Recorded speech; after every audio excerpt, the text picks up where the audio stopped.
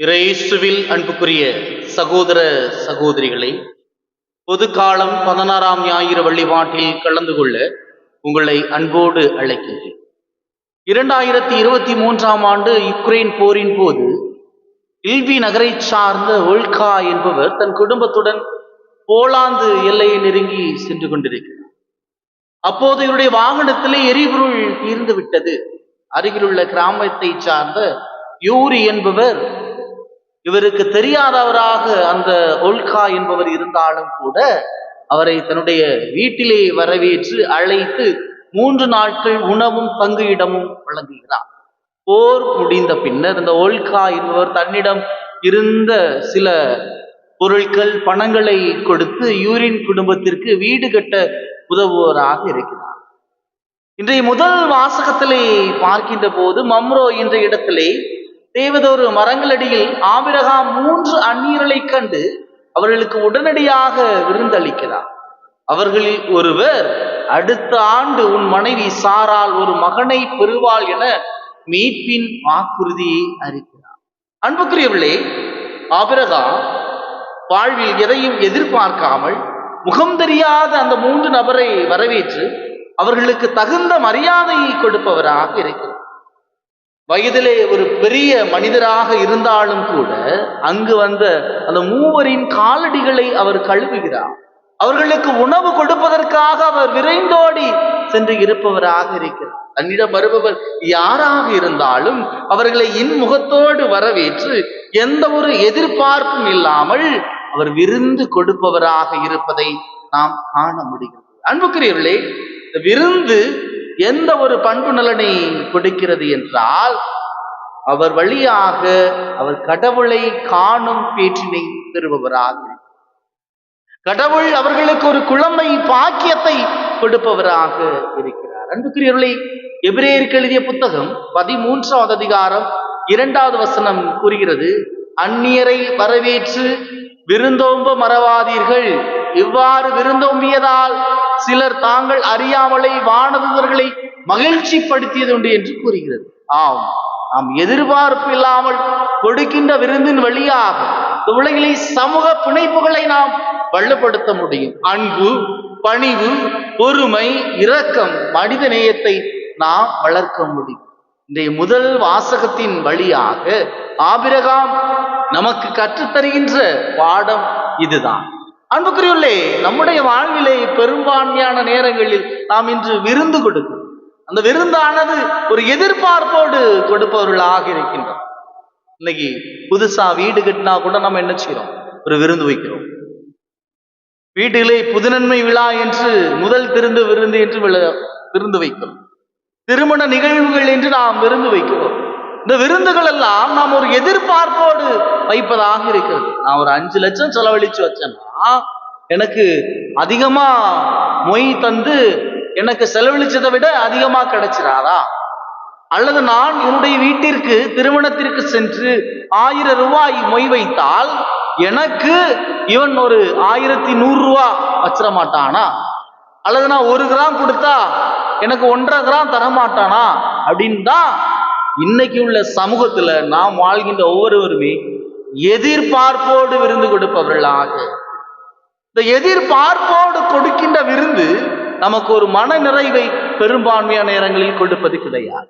நீ பார்த்தோம்னா வீடுகள் அந்த நிகழ்வுகள் முடிந்த பிறகு என்ன செய்யறோம்? யார் யாரு எவ்வளவு கொடுத்திருக்கிறா அப்படின்னு சொல்லி கவரை பிரிச்சு நம்ம பணத்தை எவ்வளவு இருக்குன்னு பார்க்கிறோம்.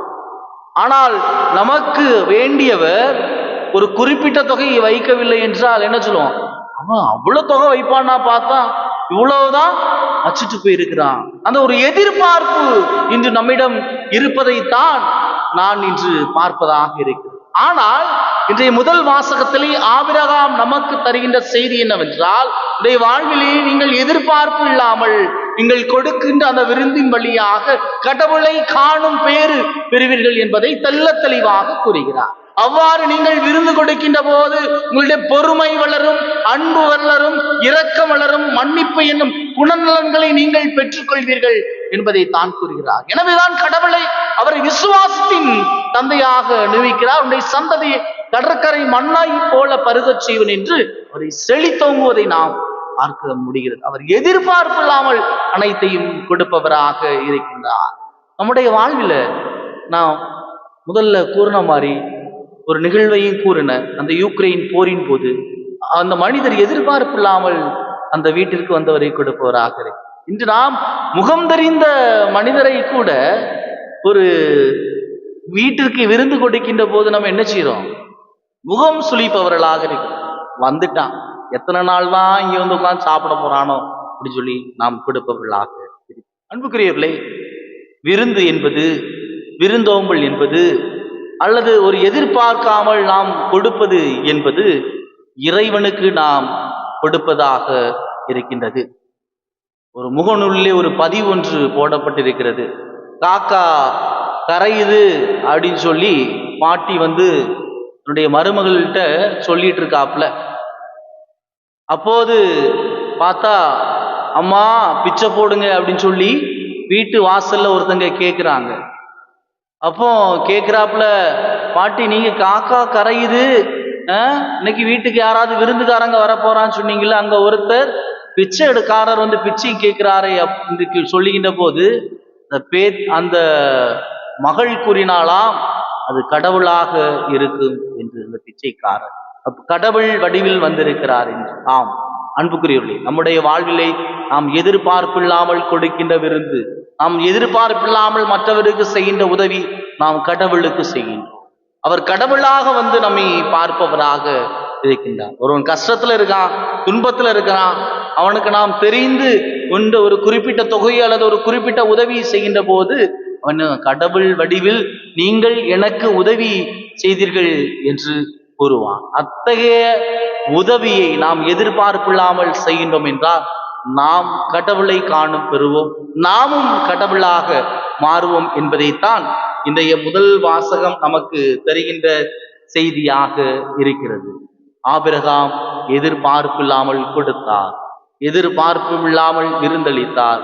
அவர் கடவுளை காணும் பாக்கியத்தை பெற்றார், ஒரு மகனை பெற்றார். அதன் வழியாக அவருடைய சந்ததி பழுகி பெருகிறது. நம்முடைய வாழ்வில் நாம் எதிர்பார்ப்பு இல்லாமல் கொடுப்போம். மற்றவர்கள் இவனுக்கு இதை கொடுத்தால் இதை தருவானா, அல்லது இவனுக்கு இவ்வாறு கொடுக்கின்ற போது ஒரு 2 ஆண்டுகள் 3 ஆண்டுகள் கழித்து எனக்கு அதை கொடுக்க மாட்டானா என்று ஒரு எதிர்பார்ப்போடு தான் நாம் பல நேரங்களில் கொடுத்து கொண்டிருக்கிறோம். ஆபிரகாம் மனைவி சாராளுக்கு அந்த கடவுளின் தூதர் ஒரு குழந்தையை கொடுத்தாரோ, அதுபோன்று நாமும் எதிர்பார்ப்பு இல்லாமல் கொடுக்கின்ற போது நம்முடைய சந்ததியை ஆசீர்வதிப்பார், நம் குடும்பத்தை ஆசீர்வதிப்பார், நம்மை சுற்றி உள்ளவர்களை நிறைவாக ஆசீர்வதிப்பார். நமக்கு இரக்கம், மன்னிப்பு, பண்பு நலன்களை நிறைவாக நாம் கற்றுக்கொள்ள முடியும். கடவுள் நம்மை உடனிருந்து ஆசீர்வதிப்பாராக. ஆமென். அன்பு இயேசுவே, இந்த நாளுக்காக உங்களுக்கு நன்றி கூறுகிறோம். பல நேரங்களில் என்னுடைய வாழ்விலை நாங்கள் எதிர்பார்ப்போடு வாழ்ந்து கொண்டிருக்கிறோம். இது கிடைக்குமா இவ்விடம் கேட்டாலும், ஆண்டவரே, இன்று ஆபிரகாம் எதிர்பார்ப்பு இல்லாமல் கொடுக்கின்ற விருந்தின் வழியாக ஆசீர்வாதங்களை பெறுகிறார், அற்புதங்களை கடவுள் காண செய்பவராக இருக்கிறார். ஆண்டவரே, அந்த மனநிலையை எங்களுக்கு தாருங்கப்பா. எதிர்பார்ப்பு இல்லாமல் கொடுக்கக்கூடிய மனநிலையை எங்களுக்கு தாருங்கப்பா. நாங்கள் எதிர்பார்ப்பு இல்லாமல் கொடுக்கின்ற போதுதான் நீர் அழகாக கூறியிருக்கிறீர், அன்பு, இரக்கம், பணிவு, கருணை போன்ற பண்பு நலன்களை நீங்கள் வளர்த்துக் கொள்ள முடியும். ஆண்டவரை எங்கள் ஒவ்வொருவருக்கும் தாங்க. எங்க குடும்பத்தை ஆசீர்வதிங்க, இங்க சுற்றி இருக்கிறவங்களை ஆசீர்வதிங்கப்பா. நோய் நொடியினால் துன்பப்பட்டு கொண்டிருக்கிற ஒவ்வொரு மகனுக்கும் மகளுக்கும் ஆண்டவளை சுகம் கொடுத்துரும். ஆண்டவரே, நீரே எங்கள் குடும்பத்தை கரம் பிடித்து வழி நடத்தும் சொல்லும். எங்கள் குழந்தைகளை ஆசீர்வதியும், எங்கள் தொழில் முயற்சிகளை ஆசீர்வதியும். ஆண்டவரே, எங்களிடம் நீர் தந்திருக்கின்ற செல்வங்களை நாங்கள் தேவைப்படுபவருக்கு எதிர்பார்ப்பும் இல்லாமல் கொடுக்கக்கூடிய மனநிலையை தந்து எங்களை காத்து வழிநடத்த வேண்டும் என உம்மை கெஞ்சி மன்றாடுகிறோம். ஆமென்.